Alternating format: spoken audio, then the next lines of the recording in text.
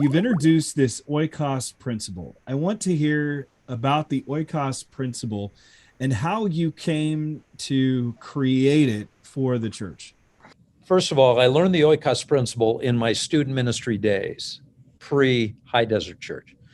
I went to an event with my senior pastor. Again, I can't say enough good things about Morris. Morris Yoakum was a delightful man, and he wasn't a great teacher of the Bible, which is why, some of the criticism he received was what it was. But he was a great guy. We go to this conference. It's a one-day conference. Dr. Win Arn from Fuller, the Church Growth, Institute of Church Growth, Fuller Seminary. And he presents on the Oikos principle for about an hour.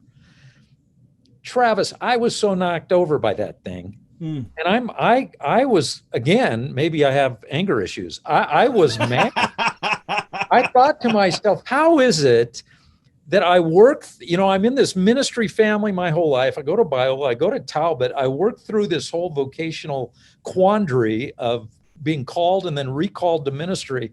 I've been recalled to ministry. That's funny. I just said that for the first time. And I've never heard this principle before.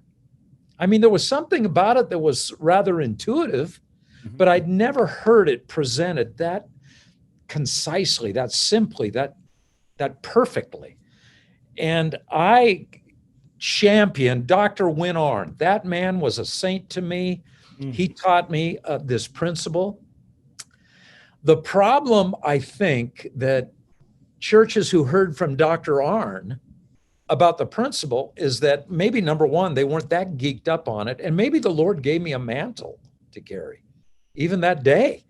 And I didn't recognize it. I don't know. Now, all my friends call me Oik Boy. So Oikos and Tom Mercer are kind of synonymous. And it's interesting that you even said a minute ago, Tom, how did you invent this or come up with this? Jesus came up with this. This is what Jesus gave the church. And that day, it was like the Lord said, yeah, you really need to try this, because most people dismiss it. And that's why the church is losing market share. And so on the way home, I told Morris, I said, well, Pastor, I didn't call him Morris because out of respect, I said, Pastor, what do you think about what we heard today? And he said, well, we already have, Jim Kennedy's evangelism program at the church. I don't want to start a new one. And I thought to myself, man, I didn't hear about an evangelism program. I heard about a new set of lenses through which we looked at the whole world. And so I got excited and I said, would you allow me to integrate this idea into the student program? And he said, oh yeah, you can. None of the students go to the evangelism explosion meeting anyway. So he said, knock yourself out. So man, we from the very beginning, well, I would say the very beginning, I had been there like 9 months.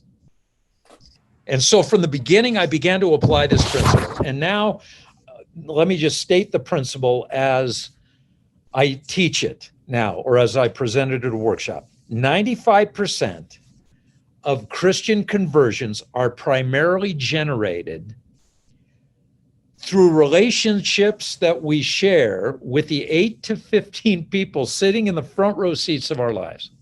Now, I know that's a mouthful, so let me break it down. God has given every one of us, I call Oikos the great equalizer, because everybody has one. I mean, not everybody has a ministry degree. Not everybody has ministry experience.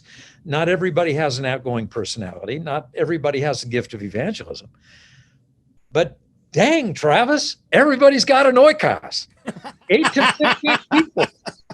God is supernaturally and strategically placed on the front row seats of our lives. See, like picture your life taking place in a theater, okay? And you're on the stage and you're living your life. And we interact with like thousands of people. So it's a big auditorium. But most of the people are sitting way out there. I mean, we have people in the balcony. We got people maybe a little closer. We see them a little more often. So they'd be in the loge section, maybe the mezzanine. Then there are those people that we see, I don't know, maybe once in a great while. They're in the orchestra pit. But then there are those people that are in the front row. And I was just at an event the other day.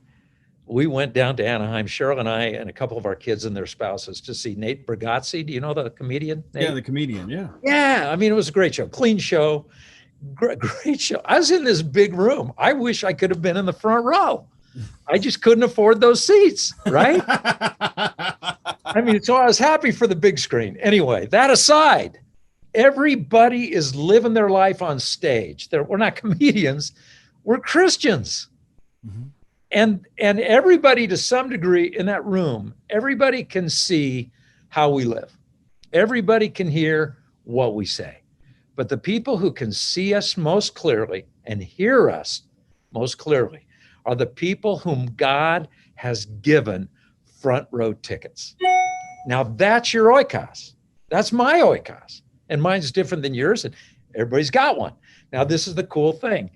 95% of people who give their heart to Christ, ask them,